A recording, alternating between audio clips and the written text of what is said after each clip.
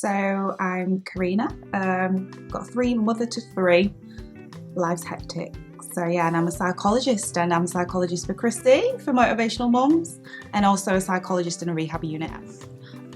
So my children are aged between the age of 8 and 13, and their births were really, really stressful. I had C-sections with 3 of them at that time. They were all emergencies, couldn't give birth naturally, and I really, really just struggled to get on with my midwives at the time. There was times where I was left on the bedside. Other mums had, that support. I was basically left for about 3-4 days trying to ask for support, especially for my son after having my first emergency C-section, and just really struggled, really. There wasn't support where I was. There wasn't any midwives that looked like me, and I thought that was a massive challenge. So that relationship wasn't healthy for many years, up until me and the kids fleeing. So it got to a stage where my village really came through at that time. My family, my friends, and in the middle of the day, it just got too much. And my son at the time was like, Mummy, it's time, you need to be happy. And we packed everything up and we just left. And we left, and it was hard. Honestly, there was so much uncertainty where we just didn't know where we were going next. And like I was saying, my family was incredible. They helped massively. I didn't stop working. I didn't stop the children going to school. It happened on a Sunday. The kids were at school at 8:30 Monday morning. Even though we were about 60-70 miles away from the school, I did not mess about when it came to the kids' education and my work ethic, really. Those 4 weeks were hell. We just didn't know where we were going, where we were living, what city we were in, what our house was going to look like. And within that 4 weeks, we managed to find our forever home. And, life was good.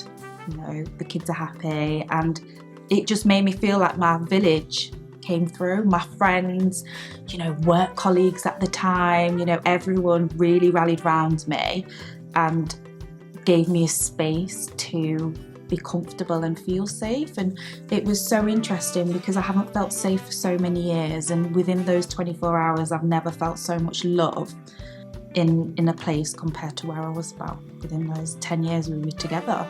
So yes and no. So that's a tough question. So Women's Aid were great, don't get me wrong. They gave me so much support, telling me where to go mentally, if there was anything I needed financially. However, it just didn't work out. I just felt like my key support worker just wasn't understanding my needs and where I was coming from. And I always thought that the possibility of, my race may have an impact on how I was perceived with them. I remember also when I was speaking to the police at the time, they did like a dash form with me, and were there any bruises or anything, but there wasn't at the time. But I think to myself, well, my bruises would look much different on my skin compared to, a lady of a lighter skin tone. And I always thought to myself, how does this relate to us? It doesn't relate to me. That support wasn't there at all, I felt. I attempted to go to the GP. The GP was like, well, there's a waiting list for IACT, it's up to 16 weeks. And I just thought, I'll just have to do it myself. So at that time, I just pushed through. I used the children, I used work, I used friends, I used everyone as my support through that time. And it definitely helped me also get through university, because this all happened at my last year of my doctorate. And, it was hell on earth, to be honest. But I pushed through, and I managed to finish, and I managed to do it. So I definitely think the support that I didn't receive from GPs and professionals was not there, but from friends and family and other colleagues, it was there.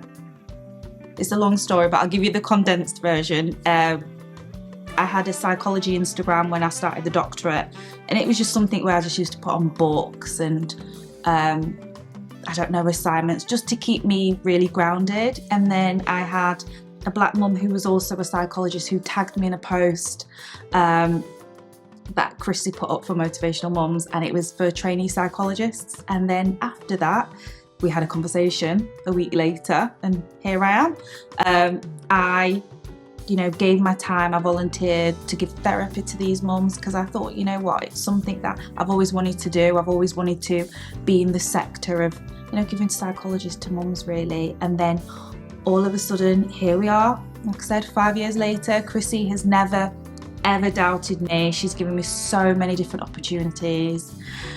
And yeah, so I'm really appreciative of it. So that is a question and a half, I'll be honest. Motivational Mums made me feel like I was safe and like I was a family, or a piece of a family where I could go to support too. So Chrissy, you always picked up the phone. You always looked at your text messages. We had conversations, didn't we, at 8, 9 at night, and Chrissy was there for me at the time where I was the lowest of the low, and she never forgot about me.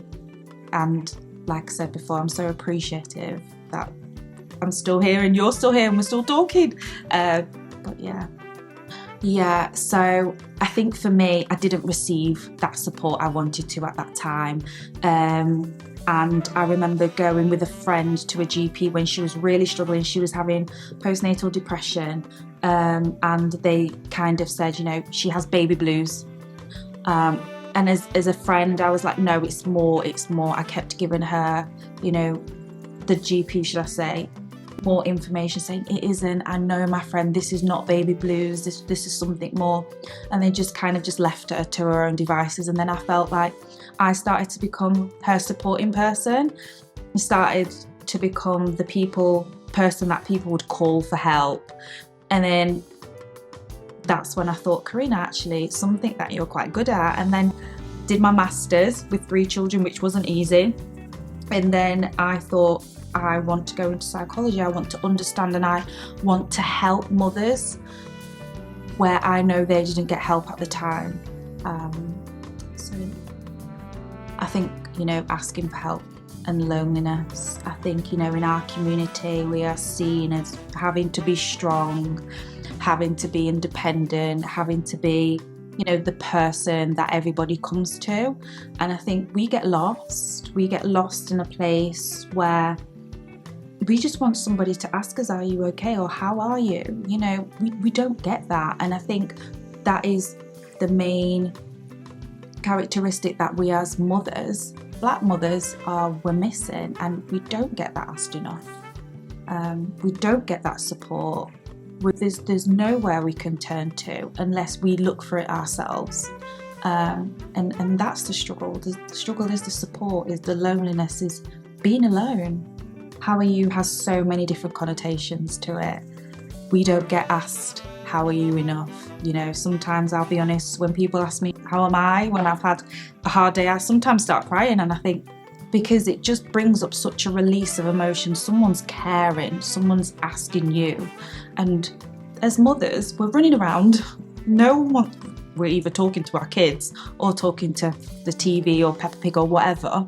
It's something where that adult conversation helps. And like I said, that how are you is just so important to understand, you can speak to me. I'm here, I'm safe, you can open up. Casually, I would say within a friendship, quick passing by. However, with real intention is something that you are showing you care. You are showing they are safe. You are showing you want them to open up. You are showing that you want to understand what they need at that time. And I think it's just really important that these conversations are had, because these conversations do not happen enough. And I think that intention comes through, and it hopefully for the mums, it comes through as something where they can open up and feel safe, because not all of us do feel safe. And hopefully that trust will be built. So the Motivational Mums Club is a fantastic space. I wish, I'll be honest, we had this where I'm from. We don't. The Motivational Mums Club gives the space for mums to articulate how they feel comfortably in a space where they don't feel judged. And I think that is just so important. They're in a safe space where there's no judgment. And that's the key to mums opening up, and that's the key to mums feeling safe. I think, again, seeing somebody that, looks like me, allows those mothers to open up, allows those mothers to feel safe. We've gone through many similar struggles.